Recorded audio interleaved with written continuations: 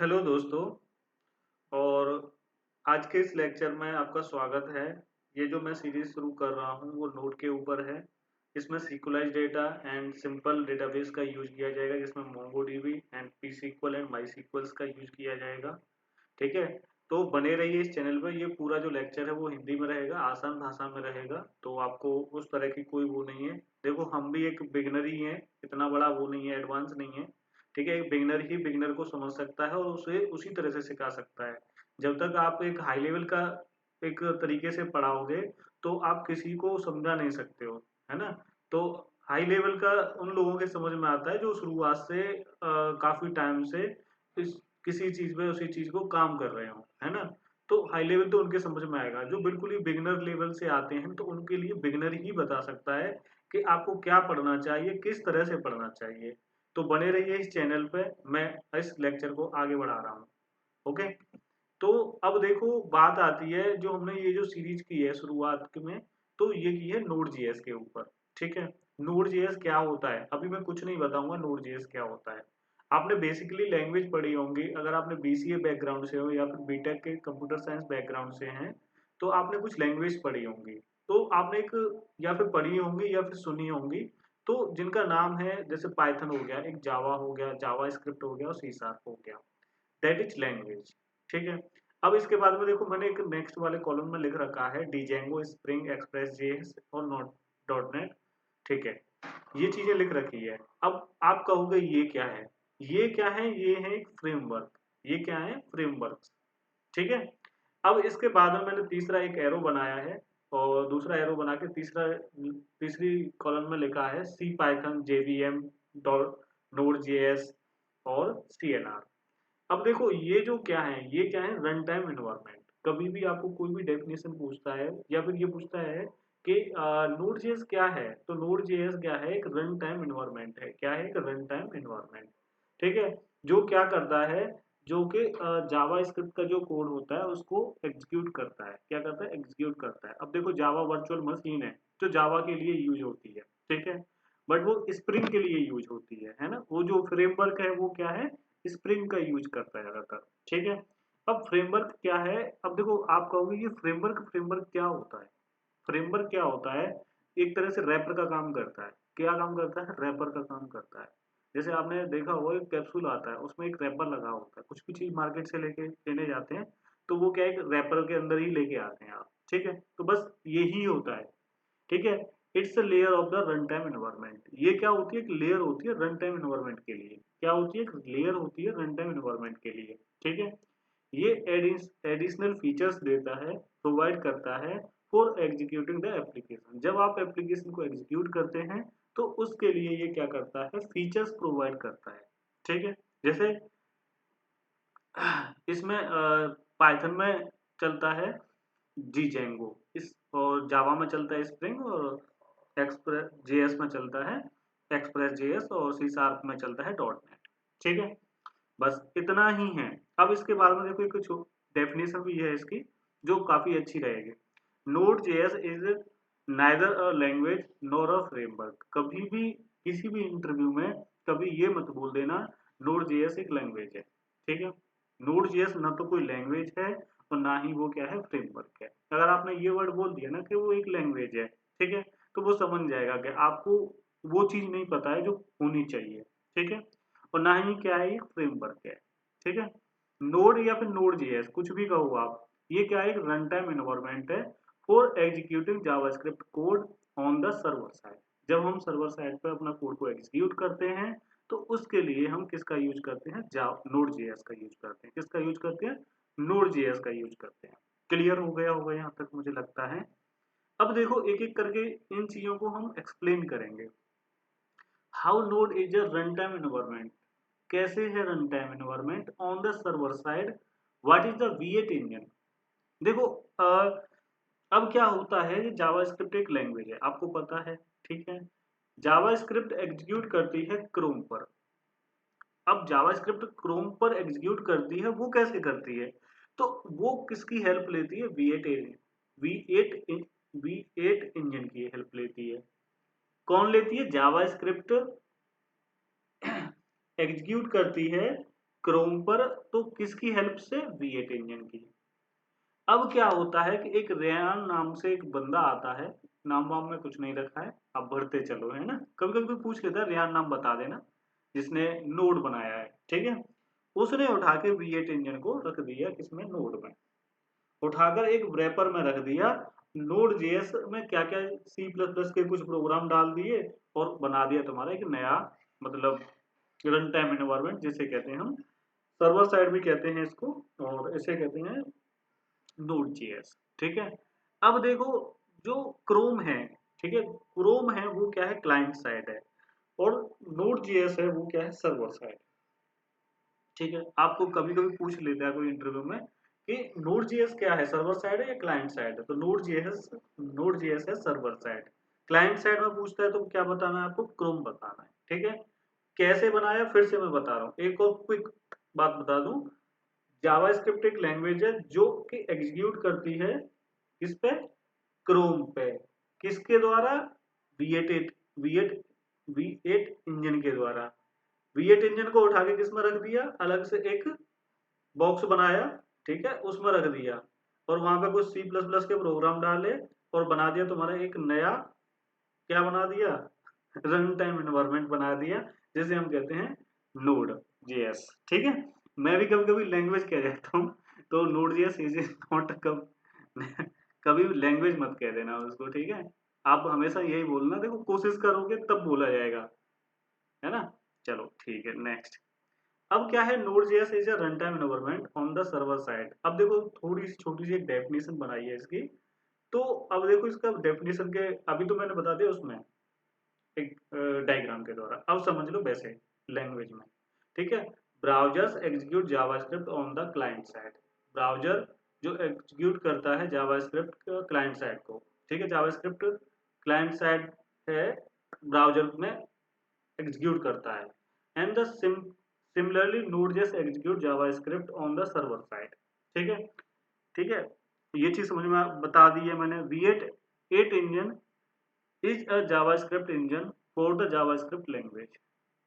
अब देखो V8 engine है, V8 इंजन है, वो क्या है? जावास्क्रिप्ट का एक इंजन है जो कि जावास्क्रिप्ट लैंग्वेज को रन करता है, ठीक है।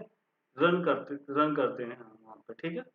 चलो, आई होप के समझ में आ रहा होगा। अब वही चीज देखो यहाँ पे फिर से मैंने वो डायग्राम, व्हाट इज द, अब देखो क्वेश्चन चेंज हो चुका है, ऐसा कुछ नहीं है क्वेश्चन चेंज नहीं हुआ हो। तो अब इस क्वेश्चन में लिख रखा है मैंने, what is the difference between run time environment and the framework. अब देखो रन टाइम एनवायरनमेंट कौन कौन से हैं, मैंने शुरुआत में समझा दिया। रन टाइम एनवायरनमेंट है तुम्हारे जैसे सी, पाइथन, जेवीएम, नोड.js और CLR। अब फ्रेमवर्क जो बीच वाली लाइन में जो लिखे हुए हैं, तो वो क्या है? फ्रेमवर्क, जिसमें क्या है? डीजेंगो, स्प्रिंग, एक्सप्रेस जेएस और डॉट नेट।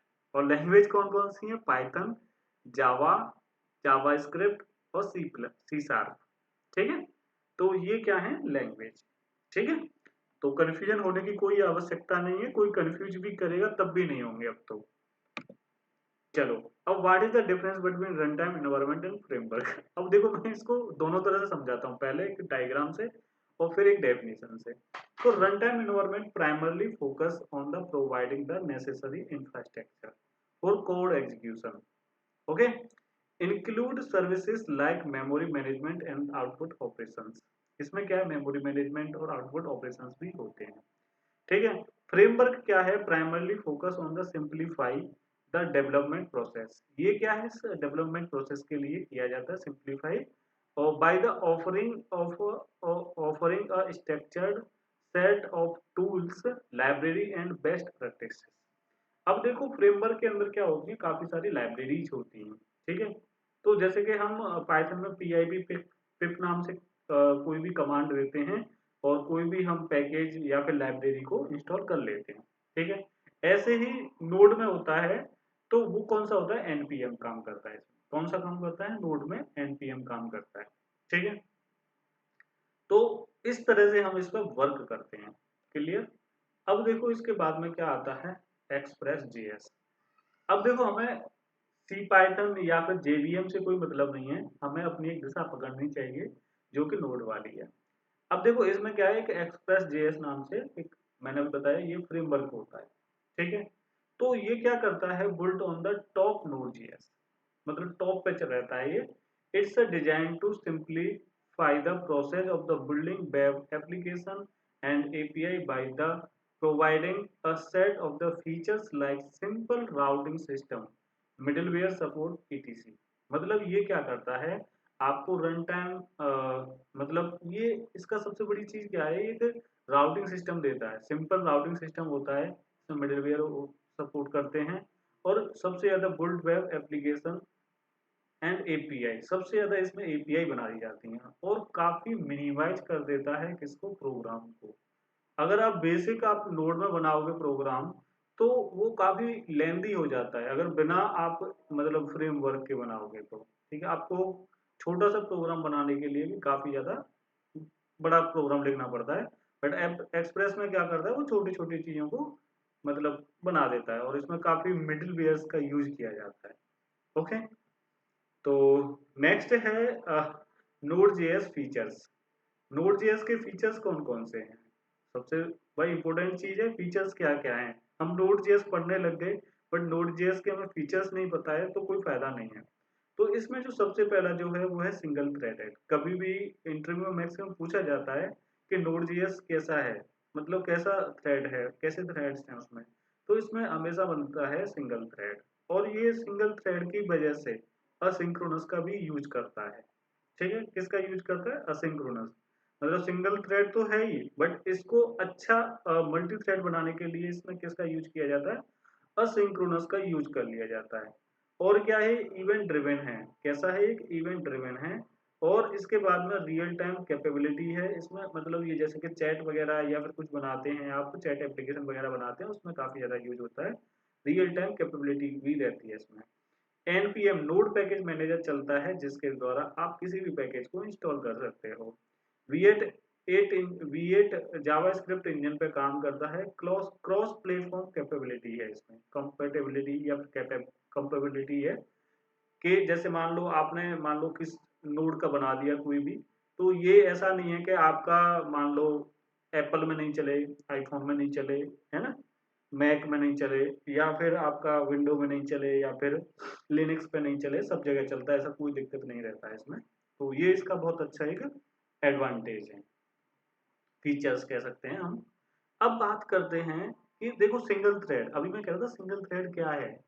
तो अब देखो सिंगल थ्रेड कैसे बनता है, जैसे एक यूजर ने क्या किया, एक रिक्वेस्ट की, किसको भेजी, क्लाइंट साइड के द्वारा, ठीक है, जो आप क्रोम पे डालते हैं, कुछ भी लिखते हैं, तो वो क्या है, एक आपने डाला वहां पे, एक रिक्वेस्ट भेजी, किस देखो क्रोम से, या फिर सफारी हो गया, या फिर इंटरनेट एक्सप्लोर हो गया, यहाँ से कोई भी यूजर अपना क्या करेगा, रिक्वेस्ट भेजा, तो वो क्लाइंट साइड पे जाएगी, क्लाइंट साइड से कहाँ पे जाती है, वो सर्वर पे जाती है, सर्वर साइड पे जाती है। वहां पे क्या है, एक एपीआई होती है जो इनको कॉल करती रहती हैं, ठीक है। तो यहाँ से क्या होता है, सिंगल थ्रेड क्रिएटेड होता है। तो T1 नाम से एक पहले क्या हुआ, थ्रेड क्रिएट हुआ। अब देखो ये सिंगल थ्रेड कैसे काम करता है। तो देखो आपने कोई भी चीज देखी होगी, सबसे पहले इस पे देखो, इस पे आएगा, ये जो क्या है, इस पे आएगा सबसे पहले, ठीक है। अब क्या होता है, ये कंप्लीट हो जाएगा, फिर उसके बाद में फिर ये इसके पास में आएगा, और ये भी कंप्लीट हो जाएगा, तब जाएगा ये इसके पास में, ठीक है। मतलब 8 सेकंड यहाँ पे, 8 और 4 12, और 12 और 6 18, ठीक है। तो ये जो टोटल 18 सेकंड लिया इसने, और ये यहाँ से फिर 18 सेकंड बाद रिटर्न होगा, अपना जो भी कुछ है फीडबैक मिलेगा, और उसके बाद रिटर्न कर देगा, ठीक है। तो ये क्या है कि देखो, पहले कहते हैं ना, आप खाना खा रहे हैं, ठीक है, तो पहले एक रोटी खाई, फिर दूसरी खाई, फिर तीसरी खाई। अब आप जैसे कहीं दूसरी जगह बहुत होते हैं कि ये भी खाओ, कभी रोटी खाई, कभी कुछ खाया, कभी कुछ खाया, है ना, तो मतलब कंप्लीट करना ही है। तो वो होता है मल्टी थ्रेड, बट ये क्या करता है, सिंगल थ्रेड पे काम करता है। क्लियर। अब देखो इससे क्या होता है, ये सिंक्रोनस, मतलब एक सीरीज वाइज चलता है, कैसे चलता है, ये सीरीज वाइज चलता है, ठीक है। तो अब देखो इसकी एक डेफिनेशंस है, और ये मैंने अभी बता ही दिया, सिंगल थ्रेड कैसे काम करता है, इसी तरह से काम करता है, ठीक है। तो in a synchronous program each task performed one after the other, ठीक है। तो जब तक perform the one after the other, पहला एक करेगा फिर अदर को करेगा, ठीक है, ऐसे नहीं है सबको करे एक साथ में, ठीक है। And the program wait for each operation to complete before moving on the next one. तब तक क्या करेगा, ये जो बाद बाकी के जो जैसे टास्क 2 है या फिर टास्क 3 है वो पेंडिंग में रहेगा, वेट करेगा जब तक। क्या करेगा, वो वेट करता रहेगा। और वहां पे क्या होता है, बॉक्सिंग हो जाती है, मतलब बॉक्स बन जाता है ये, ठीक है। तो उस वजह से क्या है, ये सिंगल थ्रेड, ये सिंक्रोनस क्या होता है, आपसे इंटरव्यू पूछेगा कोई सिंक्रोनस क्या होता है। तो सिंक्रोनस क्या होता है, देखो सिंपल सा ये है कि पहले वो वन टास्क को कंप्लीट करेगा, उसके बाद सेकंड को करेगा, फिर उसके बाद थर्ड को करेगा, फिर जितने भी होंगे उनको कंप्लीट करेगा। एक तरफ से चलेगा, इधर उधर नहीं जाता है वो, ठीक है। जब तक पहला कंप्लीट नहीं होगा तो दूसरे के पास नहीं जाएगा, चाहे उसको 10 घंटे लग जाए, ठीक है। तो ये रहता है सिंगल थ्रेड क्रिएट करने का, ठीक है, और इसे कहते हैं हम सिंक्रोनस। अब बात करते हैं synchronous programming focus on the order of the execution in a sequential manner while single threaded programming focus on the single thread, ठीक है। अब देखो मैंने अभी जो बताया वही है ये भी। और बेसिक इसमें क्या प्रॉब्लम रहती है, परफॉर्मेंस की सबसे बड़ी दिक्कत रहती है, परफॉर्मेंस। मान लो कोई छोटी सी चीज है, आपको किसी ने कुछ दिया, जैसे आपने दावत खाते हैं, तो आपके पास सबसे बहुत ऐसे होते हैं कि जैसे मान लो मिठाई आ गई तो वो सबसे पहले मिठाई को खत्म कर देते हैं, क्योंकि वो छोटी सी होती है, एक ही बार में गप हो जाती है। ऐसा तो नहीं है कि धीमे धीमे धीमे धीमे खाया जाए, बहुत लास्ट में खाते हैं वो बात अलग है। बट देखो छोटी चीज को पहले फिनिश कर दिया जाता है, वो होता है असिंक्रोनस, ठीक है। और सिंक्रोनस में ये क्या है कि जो पहले आएगा वो कंप्लीट करेगा, उसके बाद में आगे बढ़ेगा वो, ठीक है। जैसे आप 1 से लेके 12 तक पढ़ते हैं, ठीक है तो वो क्या एक सिंक्रोनस है। आप जंप मार देते हैं वो ठीक है, वो बात अलग है, पर फिर भी आप ऐसा नहीं है कि 10 के बाद में 8 पे आए, इस तरह से नहीं है ठीक है। तो आप देखो इसमें क्या परफॉर्मेंस एंड ब्लॉकिंग हो जाती है, कैसे ब्लॉक बन जाते हैं। मान लो कि जब तक वो वेट करेगा परफॉर्मेंस खराब हो जाती है, मान लो कहीं पे कम टाइम लगना है फिर भी ज्यादा टाइम ले जाता है, ठीक है। तो सिंक्रोनस में ये दिक्कतें रहती है। अब देखो इसके लिए, अब नोड जेएस में क्या था कि अब देखो सिंक्रोनस को यूज कर रहा था, ठीक है। तो सिंगल थ्रेड है तो इसमें सिंक्रोनस यूज हो रहा था। अब उसको मल्टी थ्रेड ना बना के इन्होंने क्या किया, असिंक्रोनस बना दिया। क्या बना दिया, असिंक्रोनस बना दिया। तो देखो इस डायग्राम में समझो, सबसे पहले एक एपीआई चली हमारी और उसमें क्या किया, असिंक्रोनस शुरू हुआ। तो यहाँ पे क्या है, T1 चालू हुआ, टास्क 1 चालू होता है, ठीक है। तो अब क्या है, टास्क वन का जो टाइम ड्यूरेशन है वो है 8 सेकेंड कंप्लीट करने का। अब देखो टास्क 2 है उसका 4 सेकेंड है, और टास्क 3 का है 6 सेकेंड, ठीक है। अगर मैं ये कहूँ सबसे पहले कोड कौन सा एग्जीक्यूट होगा, सबसे पहले होगा टास्क 2, उसके बाद होगा टास्क 3, उसके बाद होगा टास्क 1, ठीक है। उसके बाद में ये क्या करेगा, पूरा जो भी मिलेगा इसको रिटर्न करा देगा, ठीक है। तो हो सकता है ये प्रोग्राम 8 सेकंड में भी हो जाए, क्योंकि देखो ये भी चलते रहेंगे इसके साथ में, टास्क 4 भी और टास्क 3 भी, ठीक है। और टास्क 1 भी चलेगा, ऐसा नहीं टास्क 1 बंद हो जाए, ये भी चलेंगे। आप कभी कभी जैसे कोई चीज डाउनलोड करते हैं, है ना, तो आपने मान लो 4 मूवी लगा दी, ठीक है, 4 मूवी डाउनलोड पे लगा दी। अब चारों मूवी डाउनलोड हो रही हैं, ठीक है। तो क्या होता है कि वो चारों होती रहती हैं। अब किसी मान लो कोई होती है 20 MB की, कोई होती है 1 GB की, और कोई है 50 MB की। तो सबसे पहले कौन सी हो जाएगी डाउनलोड, 20 MB वाली हो जाएगी, ठीक है। क्योंकि उसका क्या है कि वो छोटी है, और उस टाइम पे क्या होता है, वो असिंक्रोनस काम कर रहा होता है। आपको जो सिस्टम होता है ना, जो आप डाउनलोड करते हैं उस टाइम पे वो असिंक्रोनस का काम करता है, ठीक है। मतलब मल्टी थ्रेड चलते हैं उसमें।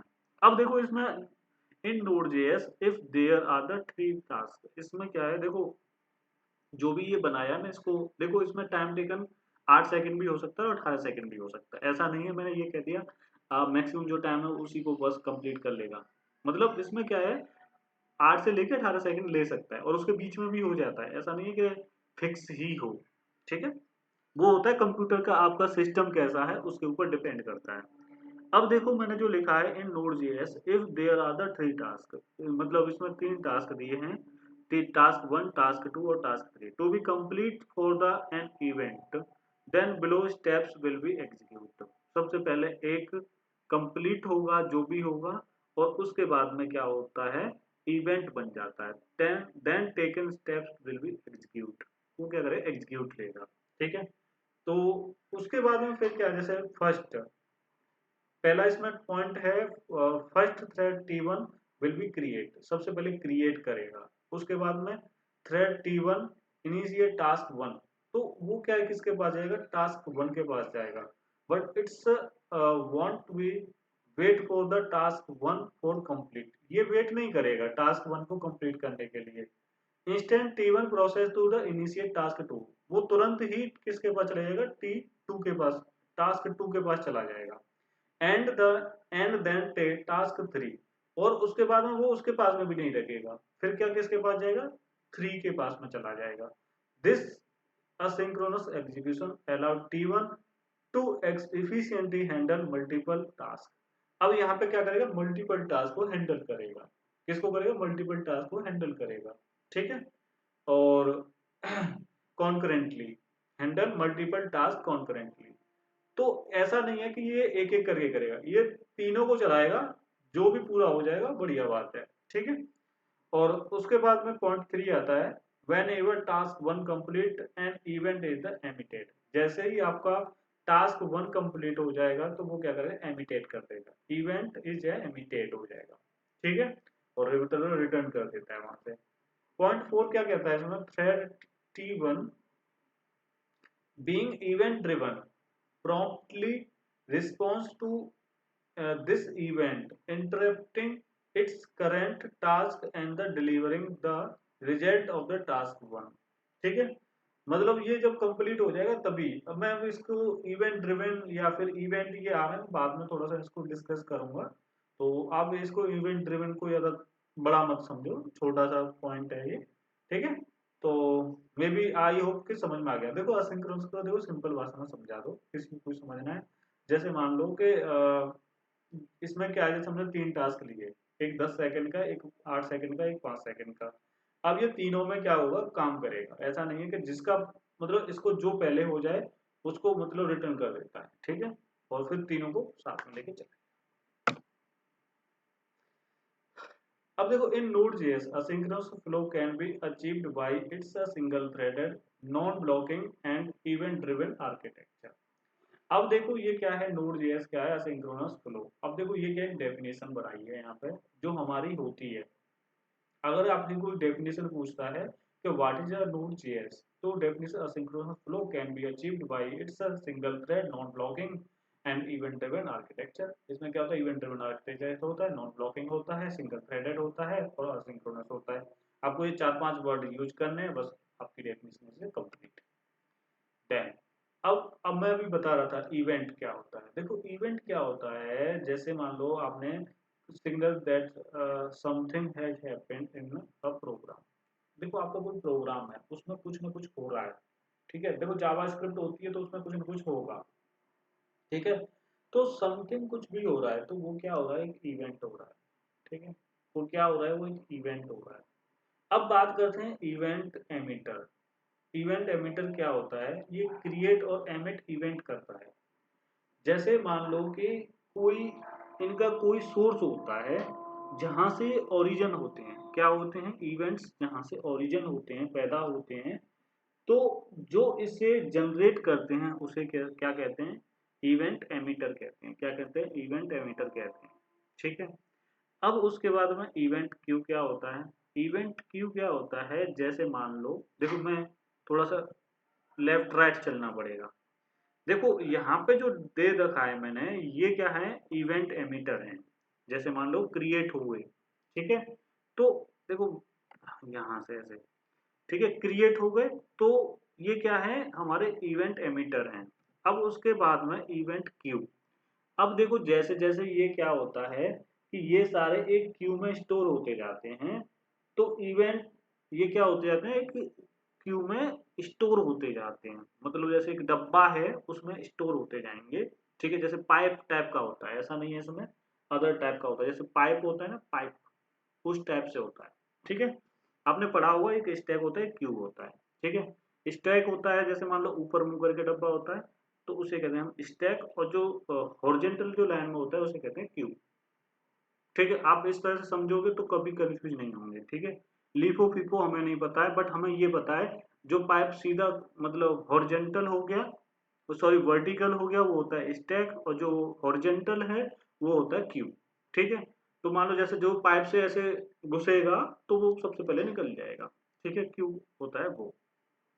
अब इवेंट क्यू क्या होता है, ये जैसे मान लो इसमें एक एक करके स्टोर होते जा रहे हैं, तो वो क्या है, इवेंट क्यू। अब क्या होता है कि जैसे कि ये क्या है कि नोड लाइब्रेरी एक इवेंट को पिक करेगी, जैसे E1 E2, ये लूप हैं, मतलब ये क्या है, लूप है। ठीक है, पिक करेगी।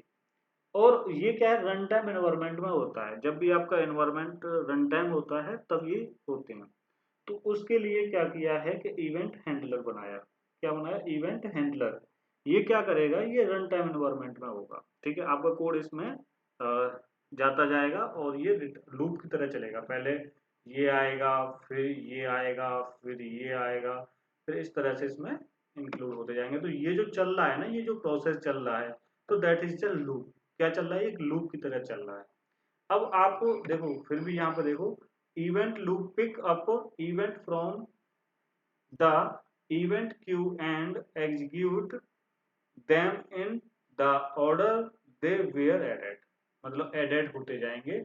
और ये जो पूरा जो लिखा है, event, event emitter, event queue, event handler, event loops, तो ये जो भी है ना, ये सब क्या कहलाएगा, इवेंट ड्रिवन आर्किटेक्चर। जो ये पूरा जो आर्किटेक्चर बना हुआ है, ये क्या है, इवेंट ड्रिवन आर्किटेक्चर।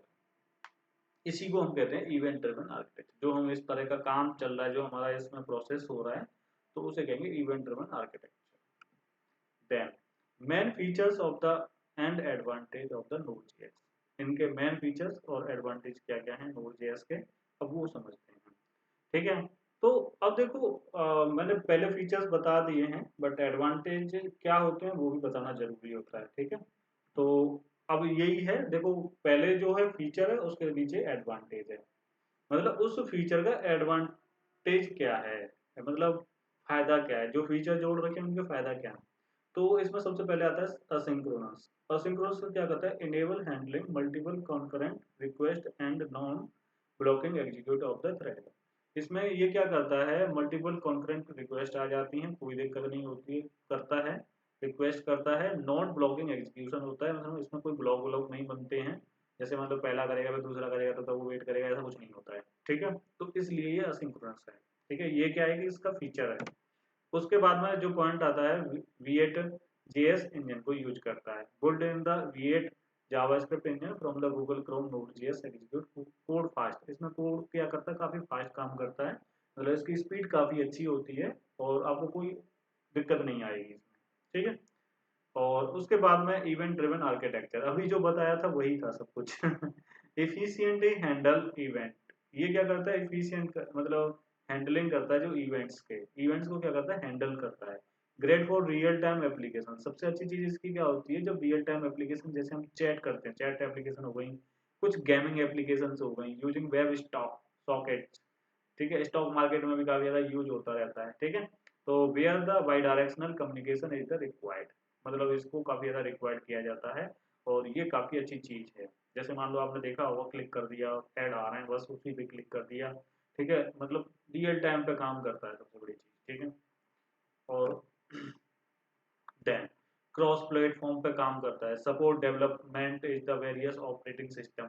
आप देखो नोड में, नोड का कोई भी आपका, जैसे मान लो बैकएंड है, ठीक है, आप उसको लिनक्स में चलाओ, ubuntu में चलाओ, और या फिर आप विंडो में चलाओ, या फिर आप मैक में चलाओ, कोई दिक्कत नहीं आती, कोई आपत्ति नहीं होती है। आपका जैसे मैक में काम करेगा ऐसे विंडो में काम करेगा, ऐसे मैक ubuntu या फिर लिनक्स में काम करेगा, कोई दिक्कतें नहीं रहती है। ठीक है, तो केस क्रॉस प्लेटफॉर्म पे भी काम करता है। ऑपरेटिंग सिस्टम क्या होते हैं, मैं लिनक्स, ubuntu, जावास्क्रिप्ट। जावास्क्रिप्ट क्या है, Java coding in the JavaScript language, therefore no need to learn a new language. आपको नई लैंग्वेज पढ़ने की कोई आवश्यकता नहीं है, आपका जो भी कोड है वो जावास्क्रिप्ट में लिखा जाएगा, कोई दिक्कत नहीं होती है। Then suitable for the building, इसके लिए ये अलग ही इसका एक एप्लीकेशन है, scalable application that can handle increase tools, increase loads. तो ये काफ़ी स्केलेबल एप्लीकेशन होती हैं, काफ़ी अच्छे से चलती हैं, कोई दिक्कत नहीं रहती है। और कोई भी चीज़ एक्स्ट्रा आती है तो उसको लोडली इनक्रेज कर लेती है अपने आप। ठीक है। अब इसके बाद में आता है use node JS. Node JS का यूज क्या है, कहाँ कहाँ पे यूज होता है। ठीक है, तो वो बताते हैं। Ideal for the real time application, सबसे ज़्यादा इसका रियल टाइम एप्लीकेशन में यूज होता है, जो कि आपकी चैट एप्लीकेशन होती हैं, like chat application, online gaming, on the collaboration tools due to its event driven architecture. ठीक है, इवेंट ड्रिवन आर्किटेक्चर होते हैं, उनमें इसका सबसे ज़्यादा यूज होता है। ठीक है। Excellent for the building lightweight and scalable RESTful API that handle a large number of the concurrent connections। मतलब concurrent कनेक्शन काफ़ी ज़्यादा कनेक्शन हो सकते हैं, उसके लिए भी काफ़ी यूज किया जाता है। इसमें API सबसे ज़्यादा बनती है, लाइट वेट होता है काफ़ी ये। ठीक है, ये सबसे इसका काफ़ी फायदा रहता है इसका। Well suitable building the micro service based architecture. इसका जो बिल्डिंग होती है, बिल्डिंग होती है इसमें माइक्रोवेव सर्विस के लिए होती है बेस्ड आर्किटेक्चर। और enabling modulus and the scalable system, enabling modular and scalable system होता है इसका। ठीक है। अब डिसएडवांटेज भी होंगे इसके, जब आप एडवांटेज पढ़ोगे तो डिसएडवांटेज भी होने चाहिए। तो डिसएडवांटेज में क्या क्या आते हैं वो समझते हैं। सीपीयू इंटेंसिव टास्क, टास्क होता है इसमें। ठीक है, सीपीयू इंटेंसिव टास्क जैसे avoid application that involve the heavy CPU processing, जैसे काफ़ी ज़्यादा सीपीयू पे लोड देने वाली जो एप्लीकेशंस होती हैं उनको ये हैंडल नहीं कर पाता है। जैसे मान लो इमेज, हाई प्रोफाइल की इमेज आ गई तो इसको लंका लग जाती है। वीडियो जहाँ पे बनेगी वहाँ पर इसमें दिक्कत आती है, ज़्यादा बड़ी वीडियो हो गई तो इसको दिक्कत हो जाती है वहीं पे। डेटा इनक्रिप्ट करने में, डिक्रिप्ट करने में भी इसको दिक्कत आती है। ठीक है, as a node JS may not provide optimal performance in such scenario because it's a single thread। ये क्या करती है, सिंगल थ्रेड पर काम करती है, ये वजह रहती है इसमें। ठीक है। और and for heavy computation multi threaded is the better, मतलब multi threaded is the better. और इसी के बाद में हमारा चैनल सब्सक्राइब कर दो, लाइक करो वीडियो को अगर पसंद आती है, और बने रहिए चैनल पर घंटे बजा के। ठीक है, thank you for watching video.